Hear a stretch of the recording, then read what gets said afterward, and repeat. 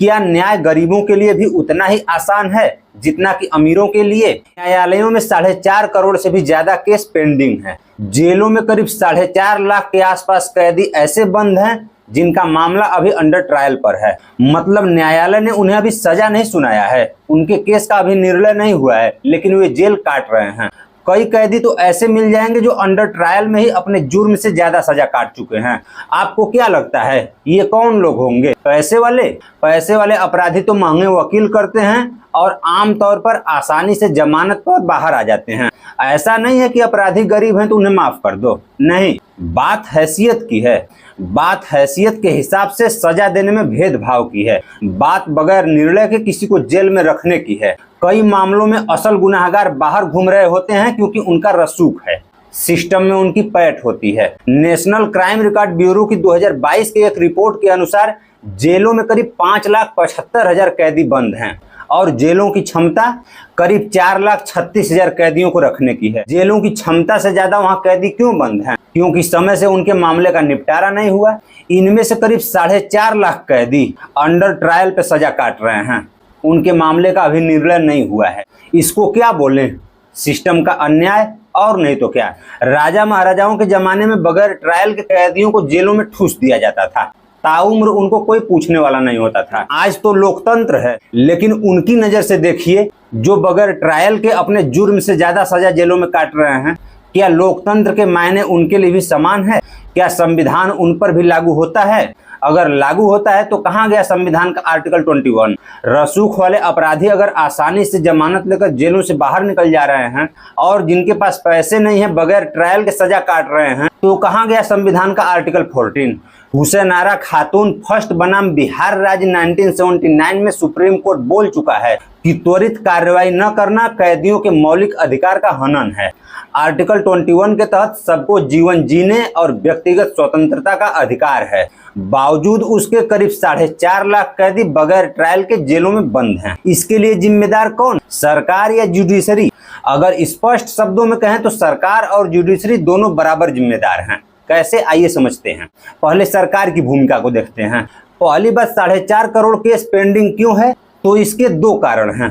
पहला, न्यायपालिका के पास जजों की कमी और दूसरा, न्यायपालिका के पास बुनियादी ढांचों की कमी। बुनियादी ढांचा यानी court room, digital facilities, maintenance, ये तमाम चीजें। भारत जस्टिस रिपोर्ट 2025 के अनुसार प्रति 10 लाख आबादी पर मात्र 15 जज हैं, जबकि चाहिए 50। निचली अदालतों में जजों के करीब 20% पद रिक्त हैं। उच्च न्यायालय में करीब 30% पद रिक्त है। सुप्रीम कोर्ट में भी 1-2 पद रिक्त रहते ही हैं। निचली अदालतों में रिक्तियों की पहचान करना हाई कोर्ट का काम है, लेकिन उसको भरना सरकार का काम। राज्य सरकारें इसको भरती हैं पीसीएस के एग्जाम के थ्रू। लेकिन झोल क्या है कि सरकारें नियमित रूप से भर्तियां इन्हें निकालती हैं, इसलिए पद रिक्त रह जाते हैं। हाई कोर्ट और सुप्रीम कोर्ट में जजों की नियुक्ति कोलिजियम के माध्यम से होता है, लेकिन आमतौर पर मेमोरेंडम ऑफ प्रोसीजर पर सरकार की सहमति नहीं बनती है।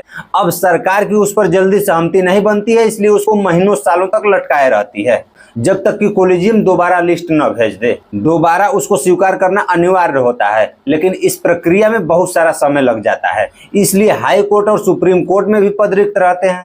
अब जहां तक बुनियादी ढांचों की बात है तो उसके लिए बजट सरकार आवंटित करती है, और देखा यह गया है कि न्यायालयों में बुनियादी ढांचों की भारी कमी है।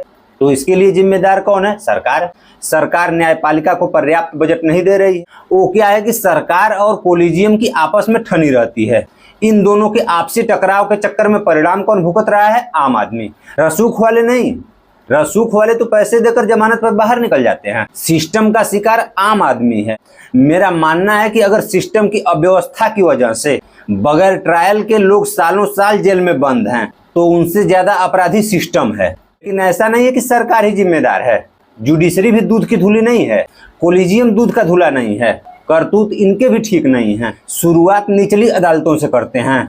एक तो जजों की कमी है, ऊपर से बहुत सारे जज लेट लपेट आते हैं और 4.5 करोड़ केस पेंडिंग है। अब सोचिए कि जिनकी तारीख होती है किराया भाड़ा लगाकर कोर्ट जाते हैं, वकील को पैसे देते हैं, पता लगा समय की कमी की वजह से उनके मामले की सुनवाई नहीं हुई। इसके लिए कौन जिम्मेदार है? कई बार कोर्ट में हड़ताल हो जाता है, कार्रवाई में बाधा उससे भी पहुंचता है। बेचारा पीड़ित करे तो करे क्या, मेंटल प्रेशर झेलते रहता है। इसीलिए तो बोलते हैं कि कोर्ट कचहरी के चक्कर में सालों साल बर्बाद हो जाते हैं, न्याय भी नहीं मिलता है, क्योंकि समय से अगर न्याय न मिले तो वो अन्याय है। लेकिन क्या करें, सिस्टम ही ऐसा है, कोई सुनने वाला भी नहीं है, कोई जवाबदेही नहीं है, कोई टारगेट नहीं है, लोग झेल रहे हैं। न्यायालयों की एक और खूबी है, रसूख वालों के क्रिमिनल मामलों को जानबूझकर लटका कर रखते हैं ताकि उसकी सजा टलती रहे और वे जमानत पर बाहर घूमते रहें, और वहीं आम लोगों को बगैर ट्रायल के जेलों में ठूस दिया जाता है। भेदभाव यहाँ भी है, और ये भेदभाव वे लोग करते हैं जिनको भेदभाव रोकने के लिए संवैधानिक पदों पर नियुक्त किया गया है।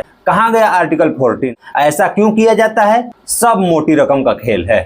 जिनके पास पैसे हैं वे दे देते हैं, जिनके पास नहीं है वे लटक जाते हैं। निचली अदालतों में भ्रष्टाचार चरम पर है। अगर कोई कभी कोर्ट कचहरी के चक्कर में पड़ा होगा तो जानता होगा। ट्रांसपेरेंसी इंटरनेशनल इंडिया एक प्रसिद्ध संस्था है जो न्यायालयों के भ्रष्टाचार को उजागर करती है। उसने 2017 में एक रिपोर्ट प्रस्तुत किया था जिसमें बताया था कि जितने लोग न्यायालयों के चक्कर में पड़ चुके हैं उनमें से 60% लोगों ने ये माना कि वहां भ्रष्टाचार जमकर होता है। सुप्रीम कोर्ट खुद निचली अदालतों में भ्रष्टाचार और पक्षपात पर चिंता जता चुका है। उदाहरण के लिए हरीश उप्पल वर्सेस यूनियन ऑफ इंडिया 2003 में सुप्रीम कोर्ट ने निचली अदालतों में भ्रष्टाचार की बात कही। अभी कुछ दिन पहले अतुल सुभाष वाला जो मामला हुआ था जिसमें एक इंजीनियर ने सुसाइड कर लिया था, उसने जौनपुर की जज रीता कौशिक पर 5 लाख रिश्वत मांगने का आरोप लगाया। ऐसे बहुत सारे मामले हैं, कुछ बाहर आ जाते हैं, कुछ नहीं आते हैं। अब अगर हाई कोर्ट की बात करें तो यहाँ 65 लाख केस पेंडिंग है। जजों की कमी है, बुनियादी ढांचों की कमी है, ये बात हमने की, लेकिन यहाँ के जजों की भी हरकत ठीक नहीं है। भ्रष्टाचार खूब यहाँ भी होता है। पैसे लेकर पक्षपात करना एक परंपरा बन गया है। हाई कोर्ट के जजों का भ्रष्टाचार समय समय पर उजागर होता रहता है। 2011 में कोलकाता हाई कोर्ट में एक जस्टिस सौमित्र सेन थे। इन पर भ्रष्टाचार का आरोप लगा, महाभियोग की बारी आई तो इस्तीफा दे दिया इन्होंने। 2011 में ही इलाहाबाद हाई कोर्ट में एक जस्टिस पीडी दिनाकरण थे। इन पर भी भ्रष्टाचार का आरोप लगा, इन्होंने भी इस्तीफा दे दिया। ऐसे बहुत सारे मामले हैं। अभी हाल ही में दिल्ली में जस्टिस यशवंत वर्मा के घर करोड़ों रुपए कैश मिले थे, आग लग गई थी। अच्छा, जजों पर भ्रष्टाचार का आरोप लगता है तो इन पर क्रिमिनल कार्रवाई नहीं होती, सजा के तौर पर इनको एक न्यायालय से दूसरे न्यायालय में ट्रांसफर कर दिया जाता है, यही इनका सजा है। जब मामला ज्यादा गर्म हो जाता है तो ये लोग इस्तीफा दे देते हैं। बड़ा रेयर ही मामलों में इन पर क्रिमिनल कार्रवाई होती है। कई मामलों में तो जजों को कोलिजियम सिस्टम खुद बचाता है। दरअसल यहाँ भाई भतीजावाद चरम पर है। कुछ ही जातियों का पूरे न्यायपालिका पर कब्जा है, पूरी कोलिजियम सिस्टम वही चलाते हैं। जब किसी जज पर भ्रष्टाचार का आरोप लगता है तो उसके जांच के लिए समिति भी यही गठित करते हैं। इन समितियों पर कई बार आरोप लगता है भ्रष्टाचार में लिप्त जजों को बचाने का। खैर, सुप्रीम कोर्ट की बात करें तो यहाँ भी 80-85 हजार केस पेंडिंग हैं। यहाँ भी आरोप लगता है कि बड़े वकीलों का अपना सर्कल है, अपनी सेटिंग है, जिसकी वजह से जज उनके फेवर में फैसला दे देते हैं। इसीलिए बड़े वकीलों का फीस महंगा होता है। उस फीस का एक हिस्सा बंदरबाट में भी जाता होगा, ऐसा आरोप है। इन सब बदहाली के लिए कोलिजियम सिस्टम बड़े स्तर पर जिम्मेदार है। अपने लोगों को जज नियुक्त करते हैं, जैसे पूरे देश का ठेका कुछ जातियां ही ले रखी हैं, बाकी के अन्य आबादी में कोई टैलेंट नहीं है, सब नाकारा हैं। अच्छा, आयरनी यह है कि भेदभाव से बने जज भेदभाव को रोकने के लिए नियुक्त किए जाते हैं। कोलिजियम से नियुक्त हुए जजों की एक मनमानी और है, एक तो लाखों करोड़ों केस पेंडिंग है, ऊपर से ये जज साहब लोग अपना वर्किंग आवर और अवकाश अपने हिसाब से तय कर रखे हैं। सुप्रीम कोर्ट 365 दिन में मात्र 193 दिन चलता है। गर्मी में लगभग 2 महीने की छुट्टी चलती है। 2 महीने की छुट्टी तो छोटे बच्चों की भी नहीं होती, लेकिन ये जज साहब लोग छोटे बच्चों से भी नाजुक हैं, लू लग जाएगी इनको। सर्दियों में भी 2 सप्ताह की छुट्टी ले लेते हैं। सप्ताह में 5 दिन काम चलता है, वर्किंग आवर 4.5 घंटा, उसमें भी 1 घंटा लंच ब्रेक, और केस पेंडिंग है 80-85 हजार। ये हाल है सुप्रीम कोर्ट का। कमोबेश यही हाल हाई कोर्ट का भी है, वहां भी 65 लाख केस पेंडिंग है। निचली अदालतों का भी लगभग वही हाल है, जज लेट लपेट आते ही हैं, करोड़ों में केस पेंडिंग है।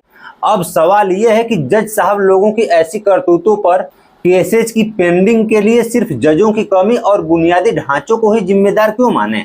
जिम्मेदार तो ये लोग भी हैं। वो अलग बात है कि एक्सक्यूज में बोल दो कि बुनियादी ढांचों की कमी है, जजों की कमी है। है, लेकिन अपने आप में भी तो सुधार करो।